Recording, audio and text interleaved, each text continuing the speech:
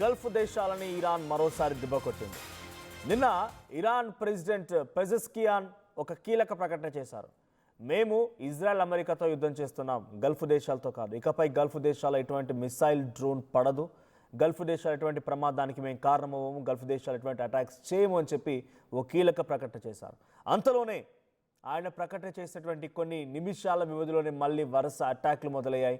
Dubai airport ధ్వంసం చేశారు, ఖతర్లోని ఒక కీలకమైన ప్రాంతాన్ని అటాక్ చేశారు, కువైట్ పైన దాడులు జరుగుతున్నాయి. మరోవైపు బహ్రెయిన్లో ఉన్నటువంటి అమెరికన్ రిజర్వ్స్ పైన, వేర్ హౌసెస్ పైన, అమెరికాలో ఉన్నటువంటి బహ్రెయిన్లో ఉన్నటువంటి అమెరికన్ వెపన్ రిజర్వ్స్ పైన, వెపన్ గోడౌన్స్ పైన ఈ అటాక్ జరుగుతోంది.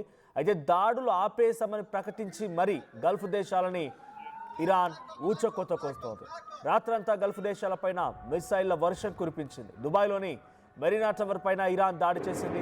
మెరీనా టవర్లోని ఓ ఎత్తైన బిల్డింగ్ను ఒక మిసైల్ శకలాలు ఢీకొట్టాయి. దీంతో బిల్డింగ్లో ఒక్కసారిగా దట్టమైన పొగలు వ్యాపించాయి.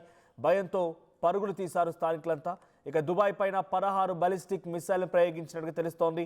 121 డ్రోన్లతో ఇరాన్ విరుచుకుపడింది.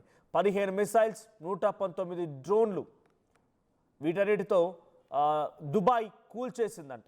119 డ్రోన్లని, 15 మిసైల్స్ని తమ దగ్గర ఉన్న ఇంటర్సెప్టార్స్తో. సో ఇక్కడ ఇంటర్సెప్టార్స్ అంటే ఏంటి అంటే అటువైపు నుంచి వచ్చే మిసైల్స్ని పూర్తిగా ఢీ కొట్టి ఆ చిన్న చిన్న శకలాలని భూమి తాకక మునిపే వాటిని పేల్ చేసే విధంగా చేసేటువంటి ఒక ఇంటర్సెప్టర్స్ అన్నట్టు. సో ఇంటర్సెప్టర్స్ని ఉపయోగించి 15 మిసైల్స్, 119 డ్రోన్లని కూల్చేయగలిగింది దుబాయ్ ఆర్మీ. ఇక నిన్న ఉదయం దుబాయ్ ఎయిర్పోర్ట్ పైన ఇరాన్ దాడి చేసింది. సౌదీ అరేబియా పైన 15 డ్రోన్లతో దాడి చేసింది ఇరాన్. కువైట్లోని ఆయిల్ ట్యాంకర్ కర్మాగారం పైన కూడా దాడి చేసింది ఇరాన్.